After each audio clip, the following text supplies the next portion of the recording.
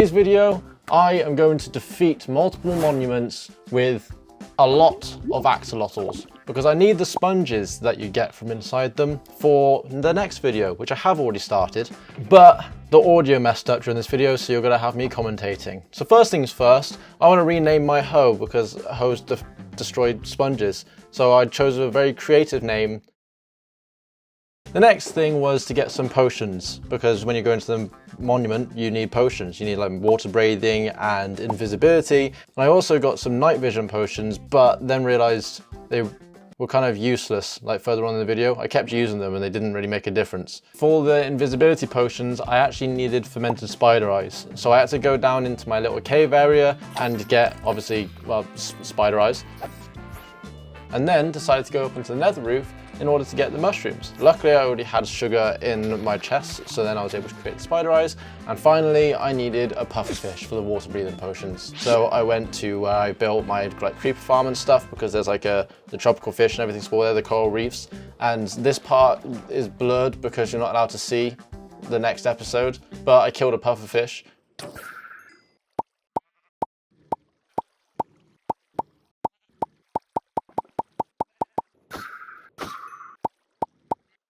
I decided I wanted a new food source rather than bread because bread is annoying to gather and I just didn't have enough wheat or anything. So I decided on carrots, golden carrots to be precise. But rather than fly around finding my own ones, I just stole them from the villagers because they don't need them. I've got plenty of villagers already breeded up, so I just stole theirs, planted them, used bone meal, used my nuggets that I had spare, and boom, golden carrots. And then all that's left to do is go find the lush caves, because that's where these annoying little cute axolotls decide to spawn. So I thought it'd be a good idea to go back to the ancient city because it's very deep underground and that's where lush caves spawn. And it was kind of mayhem going back down there again. It brought back some traumatic memories and almost died because I accidentally spawned a warden in.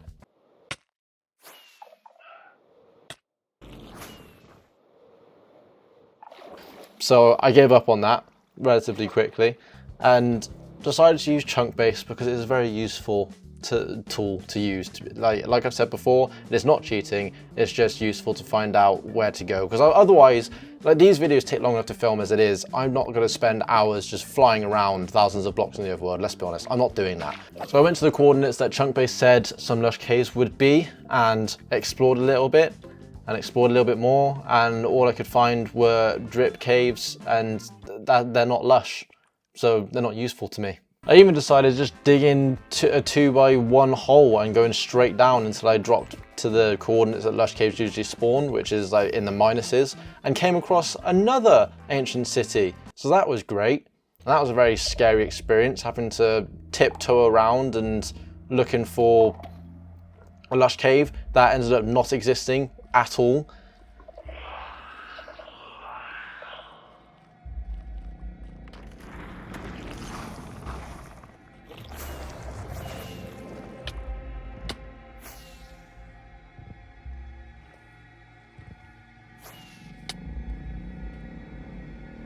And then the annoying thing with this one as well is I spawned in a warden again and almost died, and then decided to just dig my way out rather than find my original way that I got in. And it took forever to dig out, and I had no idea why. And it turned out it's because I was digging up in a blimmin' mountain. So I decided to fly even further into the coordinates where lush caves supposedly were and do another 2x1 hole. And I finally found a lush cave. It took me, I think it ended up taking like almost an hour just to find these bloody caves. I've never actually been in one of these before, and they're very cool looking. It's a very cool place for a base, but it's also in the middle of nowhere. So you kind of have to have the right seed to be able to make a base in here that's useful. But then obviously the next task was to search around until I see a little peeping Tom here. And also figure out how to pick him up in a bucket, because I thought I could just pick it up. And it took me a little bit to realize I needed a bucket of water to be able to pick him up. And finally, I have my first axolotl. And now I just need a bunch more. However, they didn't seem to be as popular a mob to spawn as I thought they would.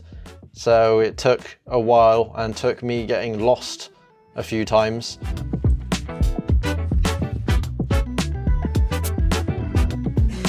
But eventually I found enough to satisfy the amount that I wanted to be able to leave and head back. And I set up a little chamber for them to wait in. And then all I needed was a bunch of tropical fish. So I decided to fill up 3 shulker boxes full of just tropical fish.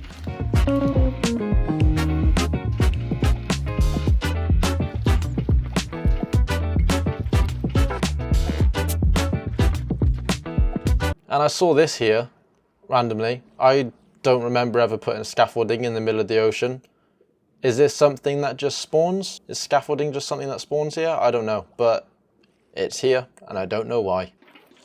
So after filling up all the shulker boxes with fish, the next few hours / a day of my life was just spent waiting around until small ones grew up and then breeding them, and then waiting for them to grow up and then breeding them, and so on. And it was a very tedious and boring process, during which I realized my pickaxe was almost dead. It was screaming at me and asking for help. So I decided to heal that back up and make my pickaxe a lot more of a happier fellow, before resuming the boring process of waiting and breeding. Whilst I was waiting and breeding, I remembered that someone in my comments named Actually According suggested that I up my FOV. So I did that. I'm not entirely sure if this is what you wanted. If you're watching this video and you've made it this far, let me know if this setting looks better. I also decided to do something with the fireworks. So normally I would keep all of my fireworks in the shulker box with the totems, but it means that I can't keep as many fireworks as I would like. And then I remembered that in, I think, the first episode, I made 2 ender chests. So I decided to get all the materials for fireworks, go gather some sugarcane, go get some gunpowder, and fill up an entire ender chest with just fireworks, and then put that ender chest within the shulker box, and then the rest of the shulker box can then be filled with totems. So I've got like a 2-in-1 storage thing going on. So I think that was a quite a smart idea by me. Good going, me. I don't know why it took me a very long time to come to this conclusion, but I got there. So I finally had 3 shulker boxes full of, where was it, 3 or 4? 4 shulker boxes full of axolotls, which was, I think 108 axolotls. And so went over to the monument that I already knew existed due to flying over it multiple times in previous things that I've done in this world, and I put them to the test. I did also try testing out the invisibility potion, but I realized later on that the reason why it didn't work is because I had my armor on, so it never would have worked. I chucked them against the first guardian, whatever they're called, Guardian King. What are they even called? The small ones are called Guardians. I have no idea what this one's called, but you know, the big boy, the big blob. And they kept on doing this weird like going to sleep thing, and then when I pick them up and put them back down again, they spawn. So they kept on having naps, and I don't know why. I don't really appreciate them having naps, to be honest. They should have been working hard, you know? But they did eventually defeat him, so that's good. And then obviously the next task was to go through the rest of the monument and find the other big bad blobs and put them against them. And I forgot how long this process takes, because these things are like mazes and you can never remember which direction you've already been. When I finally found the next big bad guy, I just repeated the process. Throw down all the axolotls, I yelled at them to kill and do their job. This was kind of a hectic situation, but I wasn't really being attacked that much.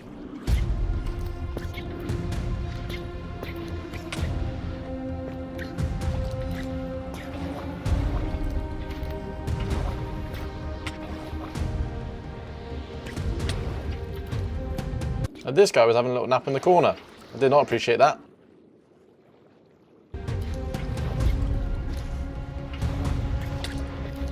They finally defeated the second big bad blob, and now it's time for the third one.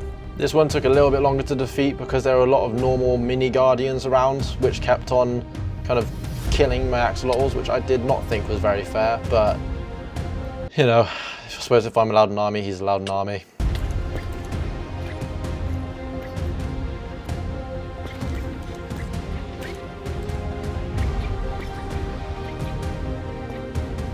So eventually I got to the point where, because there were so many mini guardians, I decided to step in and help. So I tried killing off all the mini guardians so that the axolotls could just focus on the big guy, but that wasn't working, so I just stepped in and helped on this one and killed this third one, because they killed two, you know, gotta give them props for that. And then decided to go around and collect some sea lanterns and remembered that there's gold in this, so that was a nice surprise.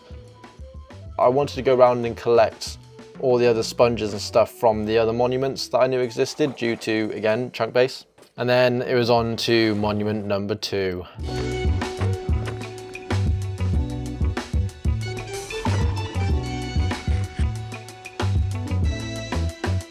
Which had no sponges, so that was useless.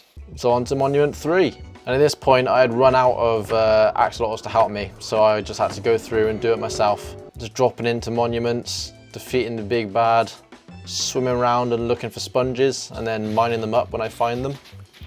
And then when I think that's it, I then leave and move on to the next monument.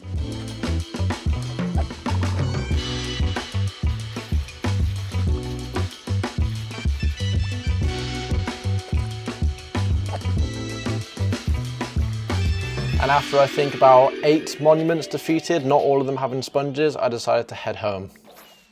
It's going to take way too long to get all the sea lanterns that I need, so I should make a guardian farm. But first things first, I have to empty these shulker boxes, which means getting rid of all this milk. Now the thing is, the only way I can do that is by drinking all of it, and I'm lactose intolerant. So this was mayhem for me.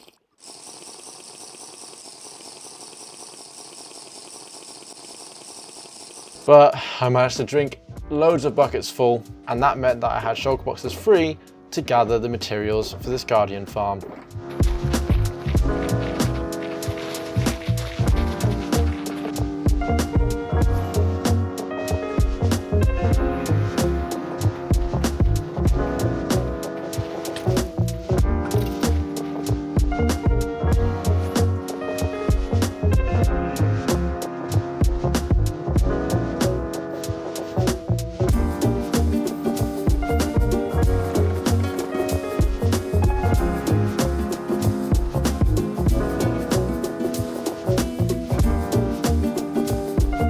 Quick stop to heal up my elytra because I realised that was also screaming at me.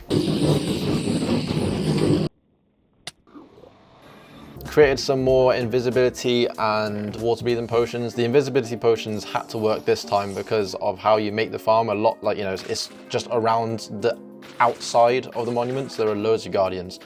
But then it was to start building, and how this farm works is basically the same as a lot of really, like, you know, high working farms, I'm not sure how to word that, is you make them go into portals and then die in the nether.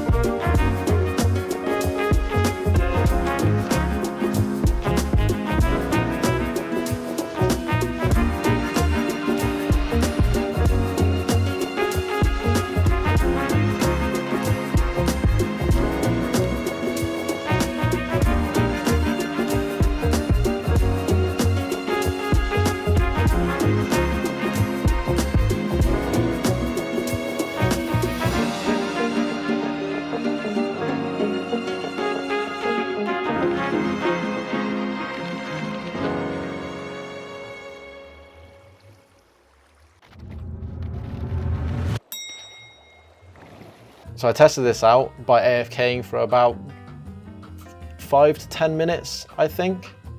And then this part actually does have audio. All right, I've been up here only for like 10 minutes or so, but I now have to find where that is in the nether. Now I did do some maths. I need to go to -7,000 and then -23,000. So that's fun. I am right in saying the nether is 8 times the overworld, right? Or it's the other way around. Wait, 1 block in the nether is 8 in the overworld. Oh, it's the other way around. Okay. Okay. Oh, for God's sake. I need to divide by 8. -121, -363. So it shouldn't actually be too bad. Aha! It's just here. Nice. So after just like 10 minutes of AFK. Nice. Let's get these random bits out. I mean, would it be a good idea to sort this? Nah. Alright, so now this is done. I need to AFK for a lot longer because I need a lot more of these, because I believe if I do this, these make sea lanterns. And I need a lot of them. So I'll see you in the next episode. Subscribe.